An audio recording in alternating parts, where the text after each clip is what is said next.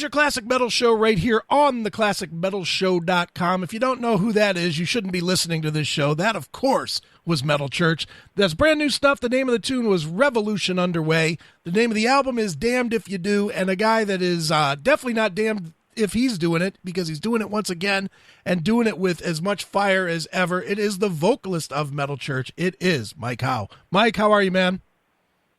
I'm good, Chris. Thanks a lot. How are you doing? Excellent, man.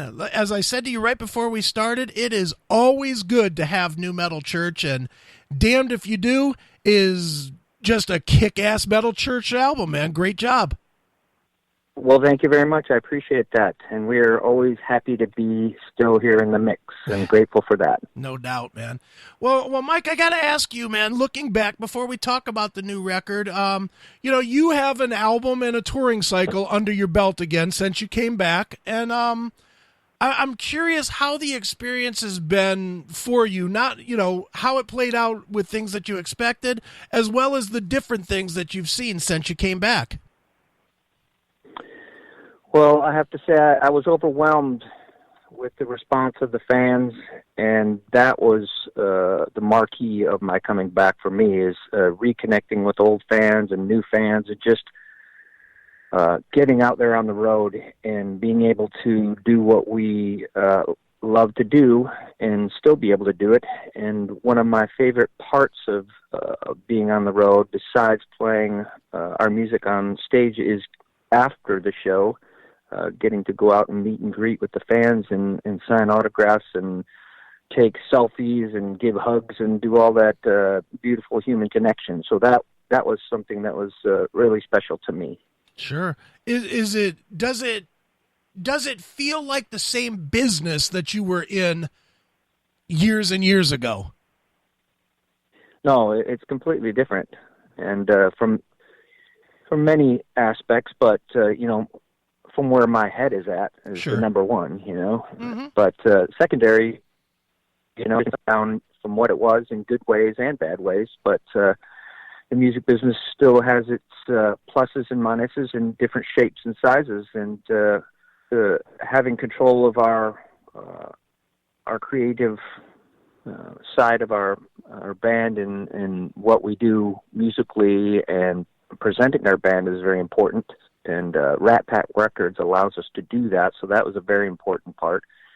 But, it's also a struggle to sell enough records to keep the engine rolling. So that's sure. The challenge of today is the record sales comparatively to the past. No doubt. Is there money to be made, and I don't want to turn this into a business conversation, but is there enough money to be made, with everybody now moving further and further away from purchase and more into streaming, legal streaming? Is there enough money to be made to where it can facilitate to record not only this record, but the next one and the next one after that?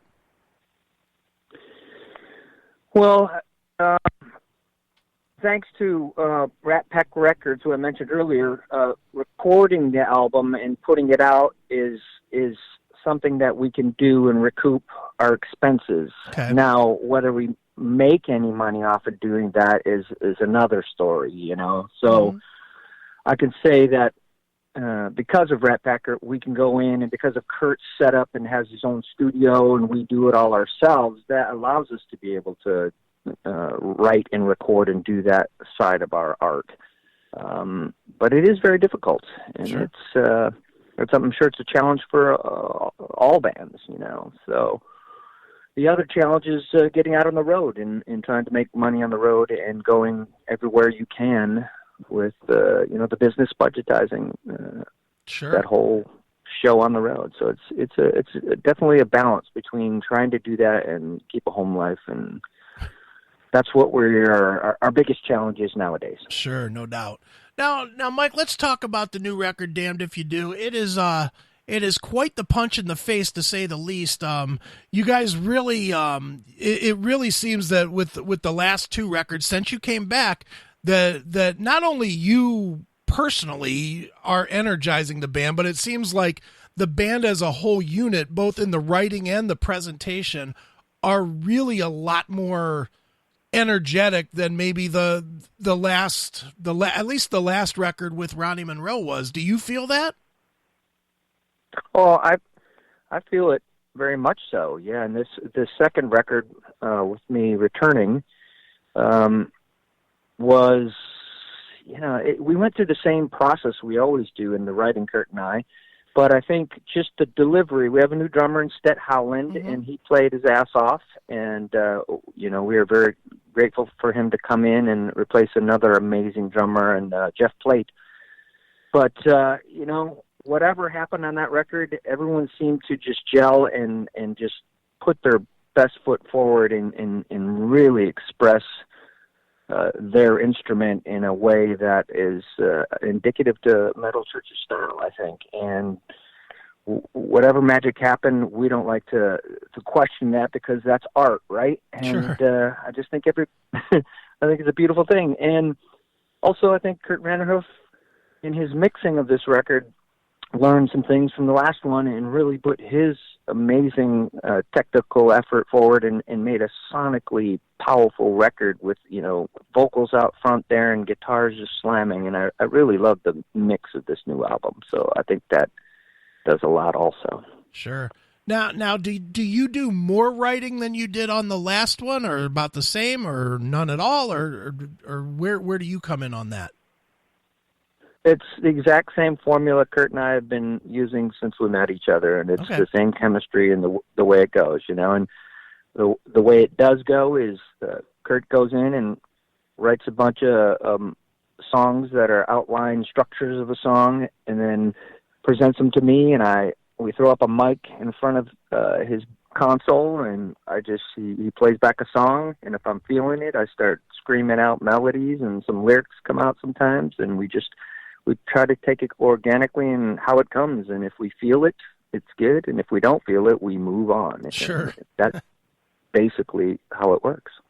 Sure. Now with this record, with Damned If You Do, what were the themes that you were going for as you were writing lyrics? Because it seems like you touch on a lot of different topics this time, but none of them are like laser pointed, at least to me. Maybe I'm just stupid and don't get the message, but it just seems... No, that's...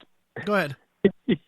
You're definitely not stupid, and that is on purpose. We like to keep it, a little bit nebulous and vague, so that people can take their own interpretations of the meaning of the songs. And basically, we went about it the same way we always do. We don't overthink it. And like I said, in the melody writing stage, I'll be just screaming out lyrics that come out of my head. And if ideas come out, we go, that's cool, and we use that. And we're not really deeply planning anything. It's all spontaneous. And so I think that's important to me, and Metal Church, I think, as a whole, is it's an aggressive music that lets people get out their frustrations in life. It's rock and roll, basically, in a heavier style. And you can take the message you want from that and apply it to your own life to release a little bit of that frustration. And I think that helps psychologically for everyone involved. Sure. And one of the great things about a new Metal Church record is, and I'll make a direct comparison to a band like Overkill. It's not like you get either an Overkill record or a Metal Church record and you put it on and you're like, oh, what is this? This sounds completely different. You get new ideas and maybe some nuances that are changed, but overall you know what to expect and it is delivered every time. Don't you agree? I do. And I think that is because we are who we are, and we're honest about who we are and how we write. And when you write from the heart and write from who you are, it comes out the same way every time, right? Because you're not changing as a person. Sure. So I think that the way that we write is from the heart, and I think that the fans know that, and that's why they connect with us. Sure. Now, Mike, I got to ask you about the title track, and I'm gonna be honest, not my favorite Metal Church track, and that's fine. And for one specific reason, I cannot figure out the hum part of it. What is that? Is that like a sound that you just heard and it fit that song, or what is that part? See, and that's where you and I differ, and that's the beauty of Sure. music and, liking what you like and not liking things. Sure. That actually is one of my favorite things on the whole album. Okay. because I guess it emanated from, I do yoga, and yoga is a very meditative thing and centering thing. And in yoga, you om, and it's a way to calm yourself and center yourself. So I was always talking to Kurt about, hey, I'd like to incorporate a little bit of oming or humming or chanting in one of our songs. And so we just gave it a shot. It was one of those spontaneous things that said, hey, I'm going to try humming right here and see what it sounds like. And I did that, and he loved it, and I loved it, and we put it in. And there you go. And the unique thing is that's almost like the dichotomy of peace and anxiety all put into one song, because it has that peaceful thought as well as the heaviness of the tune. So, all right, that makes more sense now. And such is the human condition. Exactly. Well, Mike, I got to ask you, obviously, with you returning to Metal Church, and I'm going to preface this by saying that I am in no way trying to shit talk Ronnie Monroe at all. I consider him personally a friend, and musically, I enjoyed the Metal Church with him in the band. But the one thing that I think now, as time has gone by and you've come back in the band for a couple of records at this point with no end in sight to that, is that the identity that had gone missing a little bit from Metal Church has returned with you in the band. Do you agree with that, or do you not look at it that way, or what? Well, I appreciate you saying so. It's very kind of you. But all I know is that it's come back to the Mike Howe era of writing, because Kurt definitely takes into consideration my voice is going to be on those songs, so he can write songs more in the vein of how we wrote together back when we started. Sure. So it's different. So because Ronnie and I and David Wayne David Wayne have two different styles of singing, completely different styles of singing heavy metal. Their style was of this screaming, screeching, terrifying, loud screams, which is awesome heavy metal style, right? And people love that. But that is not my voice. So I'm the opposite. I'm more of a growling yeller, controlled yelling. So that's the way I put it. Like operatic singing. But so for me, when I came into the band, it was easy transition for me. It made it easier, I believe, because I wasn't trying to be David Wayne and sound like David Wayne. Right. So that helped me get recognized as a different singer from Metal Church and a different era from Metal Church. And maybe, I don't know, I'm just saying this, and maybe that Ronnie's voice is a little more similar to David's, that it was a little bit tougher for him. And, I feel for him in that way. Sure. Very good. Well, Mike, the new record is called Damned If You Do. It is, when is it out, actually? When does it officially hit? December 7th. Okay, so a little bit of time, but people can go to YouTube and hear at least the title track now, right? Is there a second one up yet or not yet? Yeah, there is a second one out. It just came out on Friday. It's called Living by the Numbers. The new video dropped on Friday. Excellent. Very cool.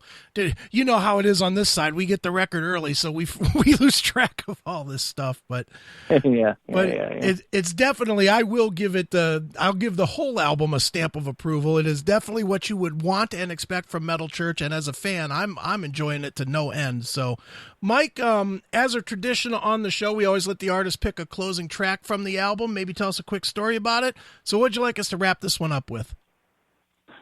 Well, I would like to play Living by the Numbers since it's our second video, and it's a great tongue-in-cheek story about a guy who's living life, and he's got all the materialistic things in the world he could possibly want, the big house, the car, the wife, but he's just not fulfilled for some reason. So, what's he want? What's he really want in his heart of hearts? He wants to be a heavy metal singer. Very cool. Well, let's check it out right now. It is Metal Church. It's by the numbers right here on your Classic Metal Show.